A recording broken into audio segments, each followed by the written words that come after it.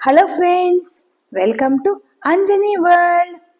మధు ఆలోచించి ఏదైతే అది అయ్యింది అని ఆదిత్య పెట్టే లడ్డూని సగం కొరికి తిని మిగిలిన సగం లడ్డూని ఆదిత్య నోట్లో పెట్టేసింది.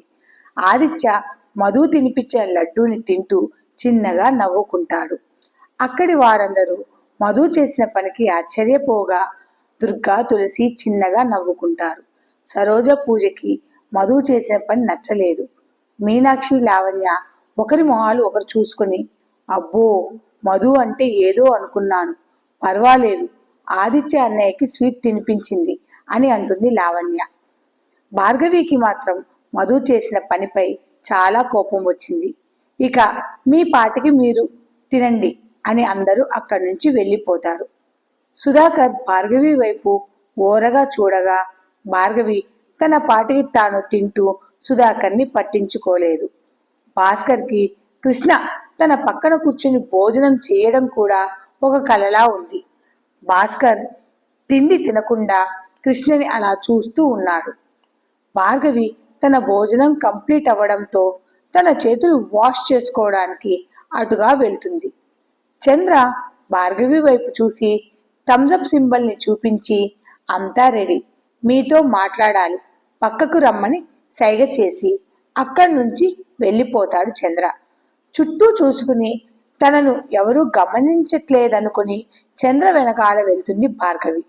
రామయ్య ఇంటికి నాగేంద్ర ఇంటికి మధ్య పెద్ద గోడ అడ్డుగా ఉండగా అక్కడ కొంచెం చీకటిగా ఉండడంతో ఎవరూ లేరని గమనించిన చంద్ర ఆ గోడ పక్కకు వెళ్ళి నిల్చుంటాడు. భార్గవి కూడా చంద్రని చూస్తూ చంద్ర వెనకాలే వెళ్ళింది. భార్గవి చంద్ర దగ్గరికి వెళ్ళి, నేను చెప్పిన దానికి ఏం ఆలోచించావు చంద్ర అని అడిగింది. చంద్ర భార్గవి అని పిలవగానే భార్గవి ఫేస్లో ఒక చిన్న నవ్వు చేరి, చెప్పు చంద్ర, నేను చెప్పిన దానికి నువ్వు ఒప్పుకున్నట్లేగా అని ఆత్రంగా అడుగుతుంది. చూడు భార్గవి, నువ్వు చెప్పినట్లే నేను చేస్తాను, కానీ నాదొక చిన్న కండిషన్. నేను మీకు హెల్ప్ చేసినట్లు ఎవ్వరికి తెలియకూడదు, ముఖ్యంగా మధుకి అసలు తెలియకూడదు అని అంటాడు. భార్గవి అందుకు సరే అని తల ఊపుతుంది.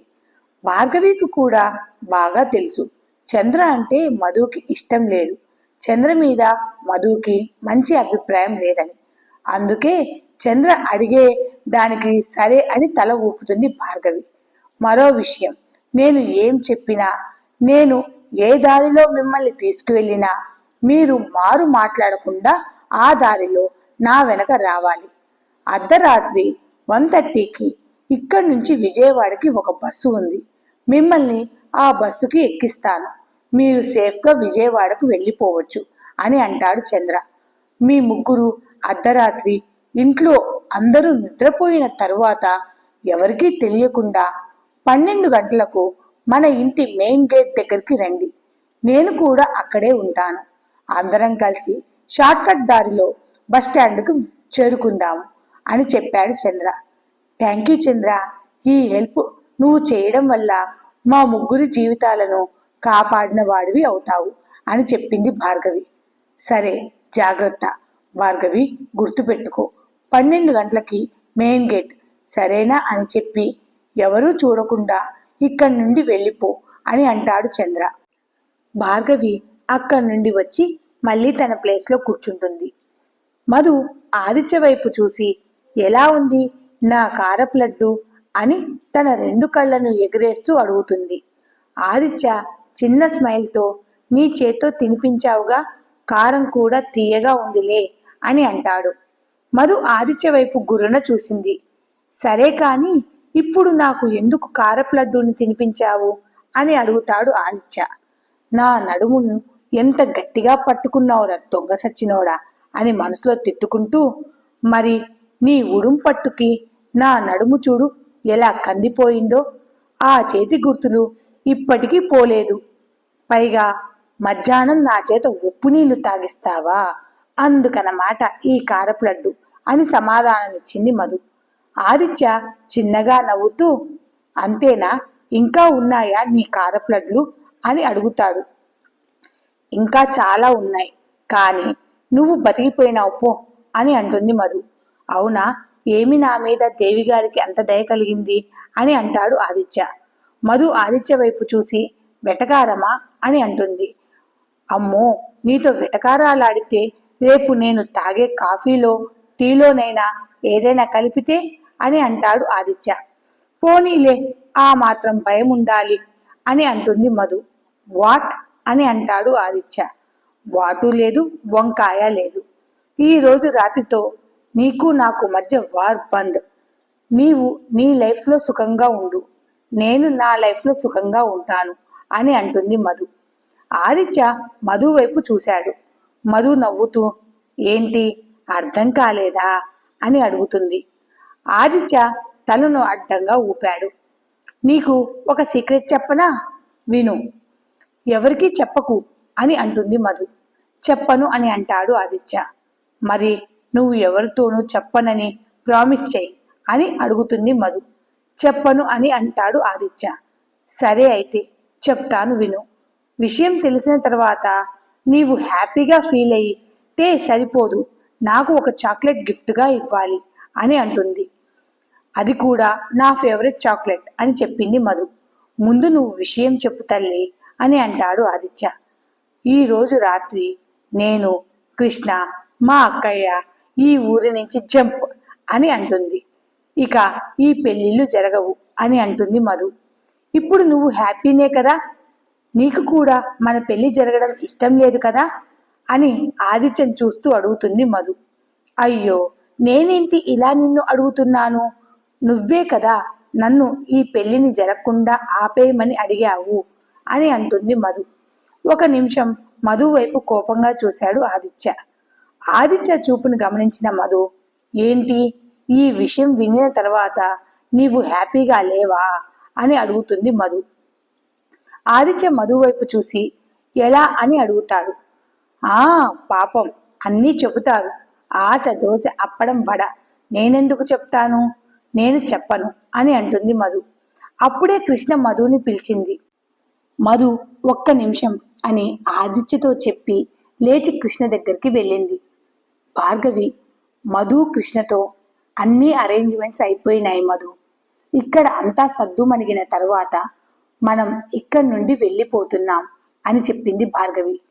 మధు భార్గవి వైపు చూసి, అక్క, అంతా మంచిగానే ప్లాన్ చేశావు కదా, మనకేం ప్రాబ్లం ఉండదు కదా, మనకే కాదు మన అమ్మా నాన్నకు కూడా ఎటువంటి ప్రాబ్లం రాకూడదు అని అంటుంది మధు.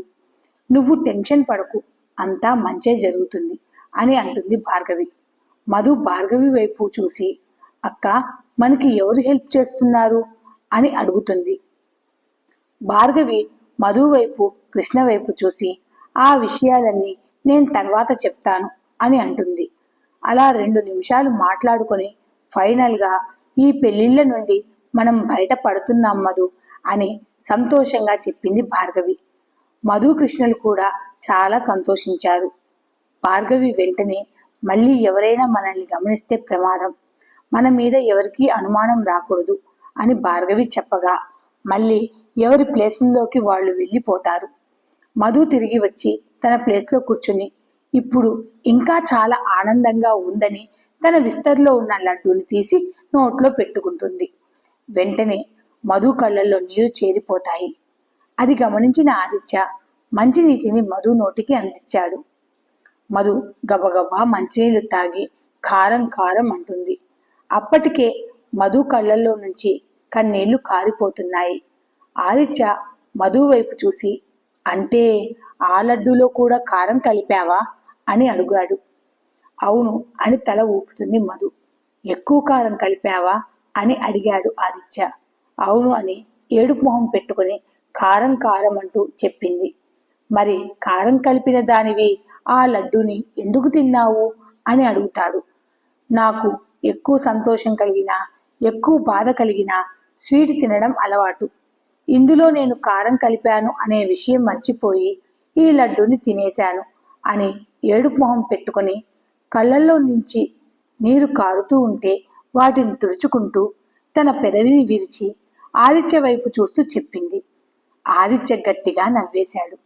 అక్కడ ఉన్న వారంతా ఆదిత్యం చూడగా తన నవ్వుని కంట్రోల్ చేసుకుంటూ మధు వైపు చూసి, అంత కారం ఎందుకు కలిపావు అని అడిగాడు. నా కర్మకాలి అని అంటుంది మధు. ఆదిత్య తన పాకెట్లో నుంచి డైరీ మిల్క్ సిల్క్ను తీసి మధు చేతికి ఇచ్చాడు. మధు ఆ చాక్లెట్ని గబగబా ఓపెన్ చేసి నోట్లో పెట్టుకుని ఒక ముక్క కొరికి తింటుంది. అప్పటికి కానీ మధుకి కారం తగ్గలేదు. మధు ఆదిత్య వైపు చూసి, ఇది నాకు ఇష్టమైన నా ఫేవరెట్ చాక్లెట్ అని చెప్పింది. థ్యాంక్ యూ అని చాక్లెట్ తింటూ ఆదిత్యకి చెప్పింది మధు. ఆదిత్య మధు వైపు చూసి, కారం తగ్గిందా అని అడిగాడు. ఆ తగ్గింది అని అంటూ చాక్లెట్ తినడం మొదలుపెట్టింది మధు. మధు ఆ చాక్లెట్ని తన 2 చేతులతో పట్టుకుని చాలా ఇష్టంగా నోటితో కొరికి తింటూ ఉండగా గాలికి తన ముంగురులు ఎగురుతూ తన మొహం మీద పడుతూ ఉంటే వాటిని అడ్డు తొలగించలేక మధు పడే ఇబ్బందిని చూసి ఆదిత్య చిన్నగా నవ్వుకొని తన చేత్తో మధు వెంట్రుకలని సరిచేస్తూ మధు వైపు చూశాడు. మధు తన 2 కళ్ళని పెద్దవి చేసి ఆదిత్య వైపు చూసింది. ఆ కాటుక కళ్ళతో చాలా క్యూట్గా చాక్లెట్ తింటున్న మధుని చూసిన ఆదిత్య, నువ్వు ముందు నీ చాక్లెట్ తినడం కంప్లీట్ చేయి, అప్పటిదాకా నీ హెయిర్ని నీ మొహం మీద పడకుండా నేను చూసుకుంటానులే అని అంటాడు ఆదిత్య. మధు ఆదిత్యని అలానే చూస్తూ ఉండగా, ఇంతకీ నేను నీకు నచ్చానా, మన పెళ్ళికి నువ్వు ఒప్పుకున్నట్లేనా అని కొంటెగా అడుగుతాడు ఆదిత్య. మధు ఆదిత్య వైపు చూసింది. ఏంటా చూపు, మనకి నిశ్చితార్థం కూడా అయిపోయింది, తర్వాత కొన్ని గంటల్లో పెళ్లి కూడా జరిగిపోతుంది అని చిన్న స్మైల్తో అంటాడు ఆదిత్య. మధు ఆదిత్య వైపు కోపంగా చూసి, ఈ పెళ్లి జరగదు, నేను ఇంటి నుండి పారిపోతున్నాను అని చెబుతుంటే నీకు ఈ పెళ్లి ఇష్టమేనా అని అడుగుతావేంటి అని అడుగుతుంది మధు. నీవు ఎక్కడికి వెళ్ళవు మధు, మన పెళ్లి ఖచ్చితంగా జరిగి తీరుతుంది మధు అని చాలా కూల్గా అంటాడు ఆదిత్య. ఆదిత్య మాటలకు మధు ఆదిత్యని గుర్రున చూస్తూ, నాకు కడుపు నిండిపోయింది అని చెప్పి అక్కడి నుంచి లేచి చేతులు వాష్ చేసుకోవడానికి వెళ్తుంది మధు. వెనకాలే ఆదిత్య రాగా మధు ఆదిత్యని చూసి, ఏంటి నా వెనకే వస్తున్నావు అని అంటుంది. మరి నా చేతులు వాష్ చేసుకోవాలి కదా అని అంటాడు ఆదిత్య. ఈ కథ కనుక మీకు నచ్చితే please like, share and subscribe. Thanks for watching.